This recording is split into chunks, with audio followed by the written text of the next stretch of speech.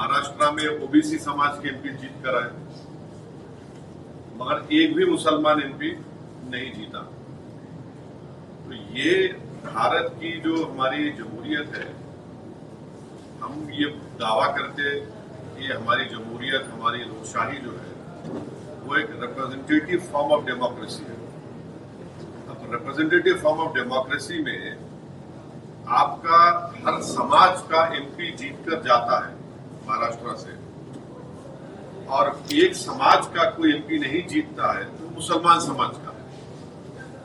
तो ये बात इन तमाम जिम्मेदारों को सोचने की जरूरत है, और हमारी कोशिश यही है कि जो औरंगाबाद से इम्तियाज जलील साहब को कामयाबी नहीं मिली, इसका ना सिर्फ महाराष्ट्र के पूरे मुस्लिम समाज में एक गम है, एक गुस्सा है, और वो गम और गुस्सा ये कह रहा है कि भाई हर समाज का आदमी जीत रहा है, हमारा एक एमपी था मुस्लिम समाज का, उसको हराने के लिए सब मिलकर उसको हरा दिया।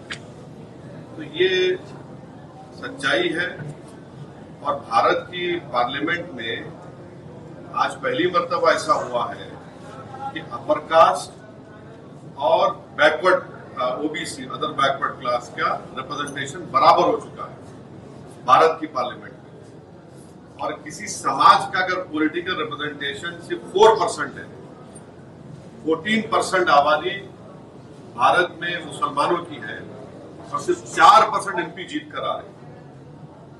तो ये आखिर ये मुसलमानों से उनको वोट डालने के लिए क्यों पीछे हट रहे हैं?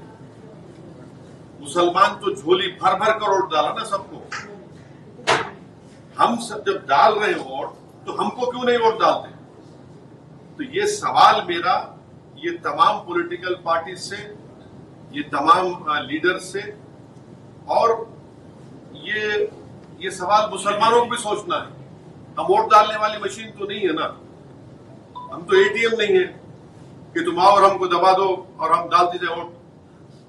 तो ये आपके सवाल का जवाब ये है। सब जाएंगे या नहीं जाएंगे, सोच क्या है आपकी? क्या सोच रहे हैं आप इधर अगर उनकी तरफ से कोई प्रस्ताव आता है या आपकी तरफ से अगर उनकी तरफ से कोई प्रस्ताव आता है तो आपको साथ लेके जाके बात करता हूँ। मैं हमेशा जो है मैं जरांगे टॉपिक हो जाने पहले एक मिनट, मैं जरांगे साहब को मुबारकबाद देता हूँ कि उन्होंने खड़े हुए अपने समाज के लिए, और उनके खड़े रहने की वजह से 8 मराठा एमपी को उन्होंने कामयाब कर दिया। भीड़ से उन्होंने पंकजा मुंडे को शिकस्त हो गई। तो ये उनकी कामयाबी है ये, मगर कामयाबी जहां उनकी हो रही है, जो मुस्लिम समाज की कामयाबी क्यों नहीं हो रही है? और ऐसा ही हमको लड़ना है मुस्लिम समाज को भी अपने राइट्स के लिए, और इंशाल्लाह हम कोशिश कर रहे हैं, करेंगे।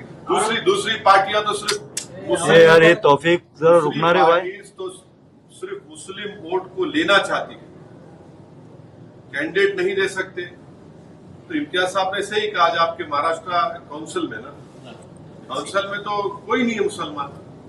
तो ये महाराष्ट्र के 11% मुसलमानों के लिए बहुत ही तकलीफदेह बात है। अगर उनकी तरफ से कोई बातचीत होती है, बराबर बात करेंगे। वैसा हम अपने दरवाजे बंद नहीं कर रहे। आप बोलो फैसल साहब। औरंगाबाद की सीट हमारे इम्तियाज जलील साहब को हराने में एमआईएम का काफी बड़ा हाथ है।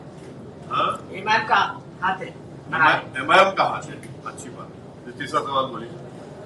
एमआईएम मुस्लिम रिजर्वेशन के लिए नेतृत्व करेगा क्या? एमआईएम मुस्लिम रिजर्वेशन के नहीं, हम तो चाह रहे कि मराठा समाज को रिजर्वेशन मिलना चाहिए, हम उसके खिलाफ नहीं।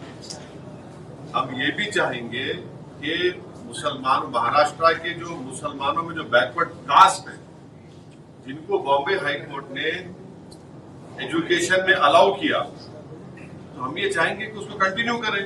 उसको क्यों नहीं देते आप? भाई एक मेरा सवाल जवाब मुकम्मल मिला दीजिए। और रिजर्वेशन का वो बॉम्बे हाईकोर्ट का जजमेंट है मुसलमानों के फेवर में।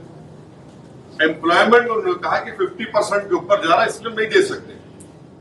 तो आज भी हम इस बात का डिमांड करते हैं कि नरेंद्र मोदी की गवर्नमेंट और मोदी अपने आप को पार्लियामेंट में खड़े होकर सीना पे हाथ मार के बोले बैकवर्ड क्लास का नेता मैं हूं, तो नरेंद्र मोदी अगर वाकई में बैकवर्ड क्लास से मोहब्बत करते हैं, जो इस देश की 50% ज्यादा आबादी है, तो पार्लियामेंट में बिल लेकर आवा।